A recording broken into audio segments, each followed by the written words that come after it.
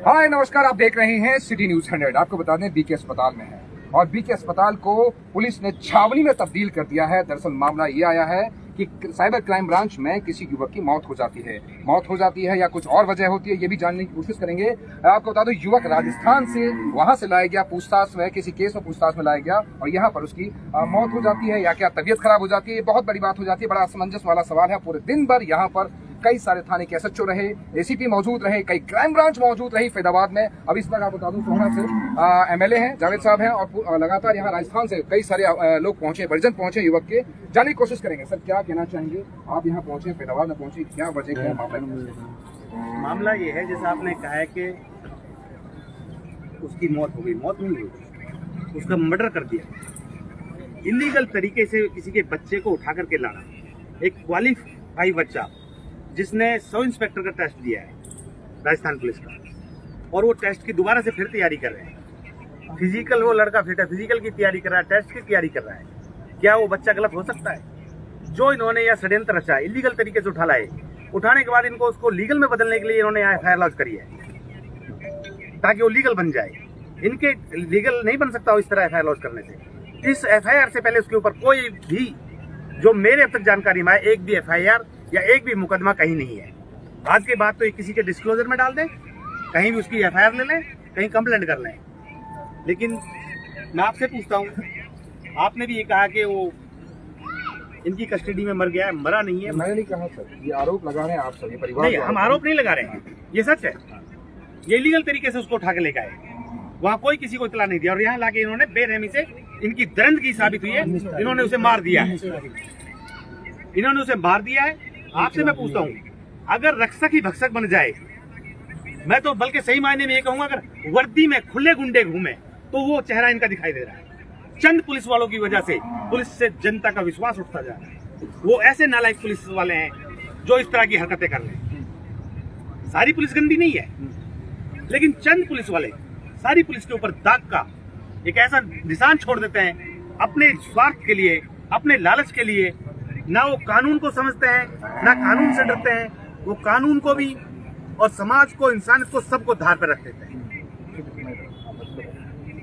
ठीक है, तो आपको क्या लगता है कि जो ये मामले में साइबर क्राइम लेके आई थी, क्या मामला हो सकता है? क्या लगता है कि ये सारा निराधार था? ऐसा कुछ मामला आप बोलेंगे? कोई किसी तरह का कोई मामला नहीं है। ये लोग मुखबरों के नाम पे चलते हैं, मुखबरों से इनकी सेटलमेंट होता है, मुखबरों से इनके हिस्से बटते हैं, और जिसका लिए मुखबर ने कह दिया वो इनकी सही इन्फॉर्मेशन होती है, और मुखबरों के इन्फॉर्मेशन पे और अपने स्वार्थ के लिए नाजायज तरीके से बच्चों को उठाते हैं और फिर उनके अपने इंट्रोगेट करते हैं अपने तरीके से, इलीगल तरीके से। उनकी डेथ हो गई, उनको मार दिया गया। एक जवान लड़का, किसी बाप का बेटा मारा गया, पूछा जाए इस बाप से उसके दिल पर आज क्या गुजर रही होगी। इनके सारा परिवार पुलिस में नहीं होगा मारने वालों के में, इनके भाई भी होंगे जवान। अगर कोई इनके भाई को उठा के मार दे तो उनके दिल पे क्या बीतेगी। और सारी पुलिस गंदी नहीं है हमारे हरियाणा स्टेट की, हमें शर्म आ रही है, हम खुद हरियाणा से हैं। लेकिन चंद पुलिस स्टेशनों में चंद स्वार्थी और डकैत टाइप के लोग बैठे हुए हैं जो अपने जेब भरने के लिए किसी तरह का भी रिस्क उठा सकते हैं। ये उनकी वजह से हमें भी शर्मनाक वो देखना पड़ रहा है। इनकी दरिंदगी की हद हो गई। ये तो रक्षक नहीं, भक्षक है। क्या नाम था लड़के का? शैकुल नाम था। शैकुल नाम था। क्या करता था? कौन सी पढ़ाई की थी? क्या परिवार में? बताइए डिटेल। शैकुल एक क्वालिफाई लड़का, इंटेलिजेंट लड़का था। उसने जो खुद पुलिस में जाने की सोच रहा हो, जिसने खुद पुलिस के सब इंस्पेक्टर का एक एग्जाम दिया हो, क्या वो इलीगल काम करेगा? जो इनका एलिगेशन है, बीकॉम कर रखी उस लड़के ने। मैं सीधे सीधा सवाल पूछूंगा सर, आपके भी आरोप हैं, लेकिन एक और मेरा सवाल बनता है, कभी भी कोई साइबर जो क्राइम करता है या कुछ भी करता है, वो एक बंद कमरे में करता है।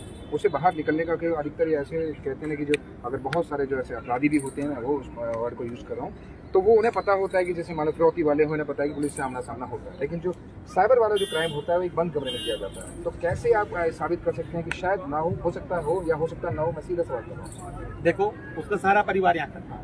हमने जो अपनी पर्सनल जानकारी करी, उस जानकारी के अनुसार उस लड़के के ऊपर कहीं भी किसी तरह की कोई कनेक्टिविटी नहीं है, किसी तरह के भी उसकी कोई कनेक्ट, किसी भी गलत हरकत में कहीं उसके इन्वॉल्वमेंट। तो ये मतलब सीधा आप कह रहे हैं कि पुलिस गलत तरीके से उठा के लाए? बताइए आप कौन है? एडवोकेट।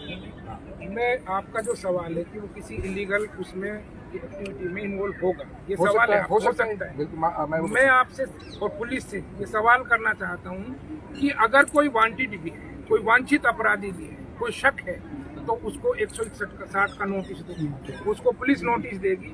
या अगर उनको अगर संज्ञेय अपराध है यानी कॉग्निजेबल ऑफेंस है, उसका उठाना जरूरी हो जाता है, तो आप उसको कस्टडी में लेने के बाद तुरंत इंफॉर्मेशन दे पुलिस उसको, उनके घर वालों को। 19 तारीख से ये बच्चा उठाया है, पुलिस की तैयारी कर रहा था, ये एक्सरसाइज कर रहा था, वहाँ टेस्ट वगैरह की कोचिंग के लिए अलवर गया हुआ, तो वहाँ से गोविंदगढ़ आया है और वहाँ से इन्होंने उठा लिया। क्या मर्जी का कानून है?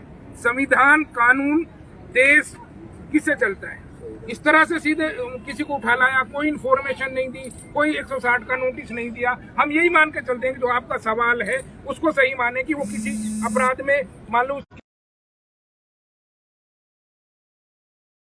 स्थानीय पुलिस को इन्फॉर्म करें, तब जाकर किसी अपराधी को उठाने का एक प्रावधान परिवार होता को है। कैसे पता चला कि भैया आपके लड़के को ये उठा के लाया है? ऐसे कुछ परिवार को कैसे पता चला? वहाँ पुलिस जब वहाँ जो वहाँ का अधिकारी है, पुलिस अधिकारी है, उनसे मिसिंग के लिए दरखास्त दी है। अच्छा, परिवार ने मिसिंग की दरखास्त दी है। गोविंदगढ़ थाने में लोग मिले हैं कि ऐसे वहाँ के लोकल एमएलए से मिले हैं, ढूंढते रहे। उनको तो यही नहीं पता कि भाई हमारे बच्चे को उठा लिया, किसी ने मार दिया या किसी उसमें कहीं चला गया है। उनको तो जब आज उनका नंबर बंद कर दिया गया है, जब यहाँ डेथ हो गई है तब उनका नंबर खोल के जब कांटेक्ट हुआ है तो उन्होंने कहा कि आपके बच्चे का यहाँ ये हो गया। ये सरासर कत्ल है।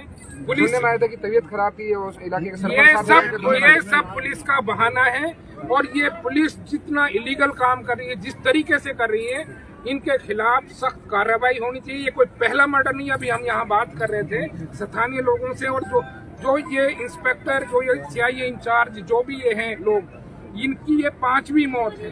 इनका ये धंधा है कि पुलिस मुखबरों से मिलकर उनको उठाते हैं, इलीगल तरीके से उनसे वसूली करते हैं, और जब पिटाई में डेथ हो जाती है, 5वीं डेथ है, तो ये अपराधियों का वर्दी के बेस में अपराधियों का एक झुंड है।